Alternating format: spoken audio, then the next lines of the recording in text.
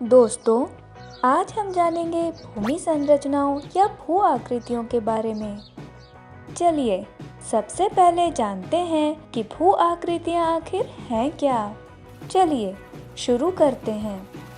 देखिए, जमीन समतल नहीं है, इसके कई अलग अलग रूप हैं जिन्हें भू आकृतियों के रूप में जाना जाता है। हर प्रकार की भू आकृति को उसके आकार, स्थान और संरचना से परिभाषित किया जाता है। साधारण शब्दों में छोटे से मध्यम आकार के भूखंड भू आकृति कहलाते हैं। कई बार हवा और पानी के कटाव से भूमि में खड्डों और घाटियों की संरचना हो जाती है। विभिन्न भू आकृतियां हैं पर्वत, पहाड़ी, घाटी, रेगिस्तान, मैदान और पठार। आइए एक एक करके इनके बारे में जानते हैं। पर्वत, ये पृथ्वी की भू सतह पर प्राकृतिक रूप से ऊंची उठी हुई भू आकृति है और इनका उभार निश्चित नहीं होता। ये विवर्तनिक हलचलों, भूकंप, ज्वालामुखी विस्फोट तथा हवा, बर्फ व पानी इत्यादि से आसपास के क्षेत्रों में कटाव के कारण बनते हैं। पर्वत मुख्यतः 3 प्रकार के होते हैं। वलित पर्वत, परतदार शैलों के ऊपर उठने के परिणाम स्वरूप बनी पर्वत श्रेणियों को वलित पर्वत कहते हैं। हिमालय एक वलित पर्वत है। भ्रंशोत्य पर्वत, जब चट्टानों में स्थित भ्रंश के कारण मध्य भाग नीचे धंस जाता है तथा अगल बगल के भाग ऊपर उठे प्रतीत होते हैं तो इन्हें भ्रंशोत्य पर्वत कहते हैं। उदाहरण, सियरा नेवादा पर्वत। गुंबद नुमा पर्वत, जब पृथ्वी के धरातलीय भाग में चाप के आकार में उभार होने से धरातलीय भाग ऊपर उठ जाता है तो गुंबद नुमा पर्वतों का निर्माण होता है। जैसे संयुक्त राज्य अमेरिका की काली पर्वत श्रृंखला। पहाड़ियाँ पर्वतों से नीची होती हैं लेकिन अपने आसपास के क्षेत्रों से ऊंची होती हैं। हर महाद्वीप पर विभिन्न प्रकार के वातावरण में पहाड़ियाँ पाई जाती हैं। ये आमतौर पर घास से ढकी होती हैं और काफी आकर्षणीय लगती हैं। घाटी, 2 या अधिक पहाड़ों के बीच का गहरा भाग घाटी कहलाता है।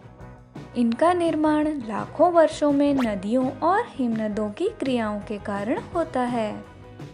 इन्हें वी आकार के घाटियों और यू आकार की घाटियों के रूप में वर्गीकृत किया गया है।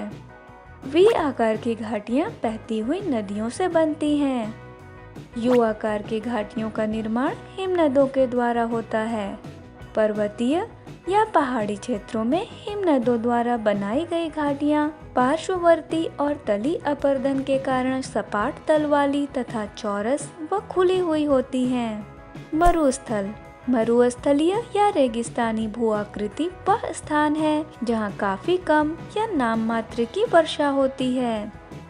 मरुस्थल की जलवायु या तो गर्म या ठंडी या दोनों ही हो सकती है। अरे, लगता है इस ऊंट को काफी प्यास लगी है। चलो, यह अच्छी बात है कि इसे रेगिस्तान में कुछ पानी मिल गया। प्रत्येक रेगिस्तानी भू आकृति में एक बात समान है कि यहाँ 10 इंच से भी कम वर्षा होती है। आमतौर पर मरुभूमि में तेज हवा चलती है क्योंकि ये सपाट होते हैं और इनमें हवा को रोकने के लिए वनस्पतियाँ ना के बराबर होती हैं। मैदान, भूपटल पर समतल एवं निचले क्षेत्र मैदान कहलाते हैं। ये सामान्यतः सागर के तल से 150 मीटर तक ऊंचे व समतल होते हैं। मैदान का निर्माण भूमि के अपरदन तथा अवसादों के निक्षेपण दोनों प्रकार से होता है। कई बार इनका निर्माण पानी, हवा, बर्फीले तत्वों एवं बहते लावा के कारण भी होता है।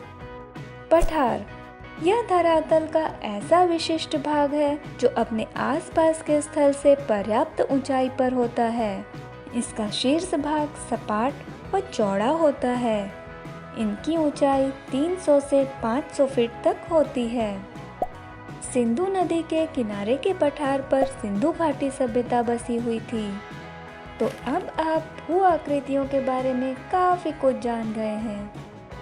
ऐसे ही और वीडियो देखने के लिए चैनल को सब्सक्राइब करें, वीडियो को लाइक करें और शेयर करें। धन्यवाद।